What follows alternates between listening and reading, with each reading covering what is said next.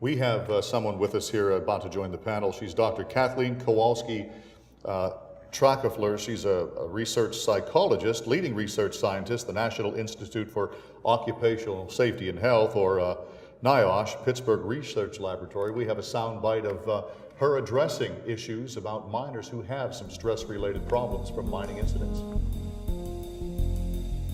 I'm Dr. Kathleen Kowalski-Trakofler with the Office for Mine Safety and Health Research, NIOSH. I'm a research psychologist. We rarely in the mining industry talk about the psychological aspects of escape or what it's like to be in a refuge chamber. And yet there's been a lot of research done, and we know a lot about how a normal person responds in an emergency, particularly since 9/11. Psychologists call what the miners have just experienced a traumatic incident. And we have a lot of information on how a normal person reacts in this abnormal situation. For example, when people are stressed, their mouth will get dry sometimes. They will get sweaty palms. The heart starts to palpitate.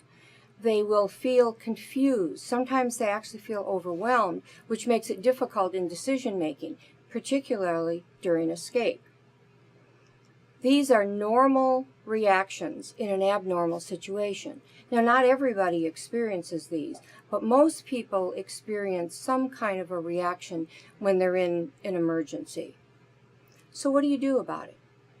What are the interventions? Once you are safe in the refuge chamber, there are certain things that you can do to help yourself to get calmed down. One of the first things is breathing. Very basic technique of breathing. What happens when we get anxious is we tend to breathe very shallowly. So taking a deep breath, breathing in through your nose and out through your mouth, getting your shoulders relaxed, can calm you very rapidly. There are other things that you can do, particularly in the refuge chamber. You may be in the chamber for a while until the mine rescue team gets here. You know you could be here up to 96 hours. In close quarters like this, your body can get physically cramped. It's important to move around as best you can, even though there will be a lot of other miners in the chamber with you. Example, if you find that you can flex your muscles and then relax, and you actually can do that starting with your feet, moving up your legs, up to your arms, and even your face. If you do that, even if there are a lot of you in the chamber, you can do it in sequence, and that is something that can also help to relax you. It's important to stay hydrated. There is water in the refuge chamber, and it's important that you drink it. There are toilets, which after a while you're going to be dealing with a lot of odors if you're in a chamber for a long period of time. But it's important to take care of yourself and utilize the nutrition that is available to you. Probably the most important thing, if you find yourself in a chamber, is to think forward. And what I mean by that is think what it's going to be like when you get out. Think what it will be like when the mine rescue team arrives. When you get home, what's the first meal that you'd like to have? Think about the game that's on tonight. Think about the series or the last fishing trip you were on, the last hunting trip. Think forward. That is probably the most important thing that you can do. One of the things that we know that's an important piece of information is that people do not panic in an emergency. Contrary to what most people think, in an emergency people panic. They really don't. They follow a very logical instinct of survival to get themselves out and safe. It's the rare individual who panics. And that's important to know for yourself and for the rest of your crew as you leave the mine. And we have Dr. Kathleen Kowalski-Trakofler live in the flesh on the panel. You tell us a little more about what somebody might go through after they've spent, say, 90, 100 hours underground in the darkness. What type of stress factors do they have when they were rescued? I really appreciate being here live. I appreciate the opportunity, because I think that the psychological aspects are extremely important, and many times we tend to negate or avoid them in the mining industry. The first thing that happens to people when there is an emergency and an emergency is identified is they move into a stress response, very natural fight or flight response. And there are certain physical characteristics to this, behavioral characteristics, emotional characteristics, and cognitive.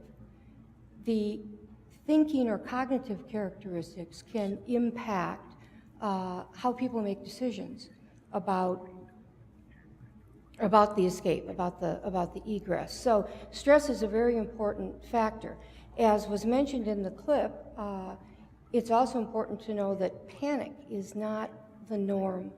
My favorite example of this is, remember Captain Sully landing in the Hudson.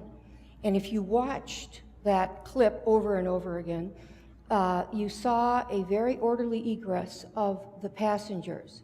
Now, if you read the book, you would hear them talk about feeling panic, and that was the emotional aspect of the escape. But in reality, if you look at the behavior, which is what panic is defined as, a behavior, you don't see that. So that's important to know for yourself and for your crew. You ask about the conditions.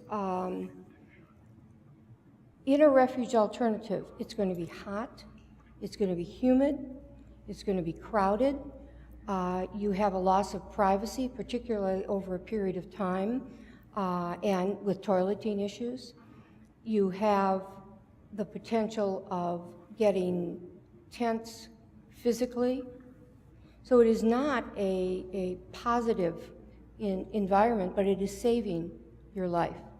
And that is obviously the reason for choosing an alternative. The lack of light, there's been some research on that in that area, although not with miners who are used to working in the dark. But lack of light many times can cause anxiety and stress. Very good, yeah, exactly. So in essence, if you control the panic, you prolong your lifespan, perhaps even rescuing yourself. We want to take a question from our studio audience right now, and it was just given to me. We have a question about mine rescue, and the question is for Jeff Stanchek. The viewer wants to know if MR teams are currently being trained on dealing with RA issues, and what are some of the details of the training, Jeff? Yes, what is happening now is with the advent of the refuge alternatives being incorporated, the rescue teams on their monthly or bi-monthly training at facilities that represent underground mines, they have incorporated simulated refuge alternatives in their training programs. Now what happens is the rescue team has a methodical approach to rescue. So once again, I want to emphasize it does take time. You know, as we've seen with some of the events in the past, they have to be wary. They got to take it nice and slow. The team safety does come first. And once they get to the refuge alternative, they do have protocols. As you've seen from the video, the refuge alternative has what we call an airlock in there. So the rescue teams are able to enter the refuge alternatively safely without endangering the team. And then once that has been determined that they can be brought out, then other methods have to be made to whether they can bring up ventilation or bring up alternate breathing devices to help bring those individuals out of the mine.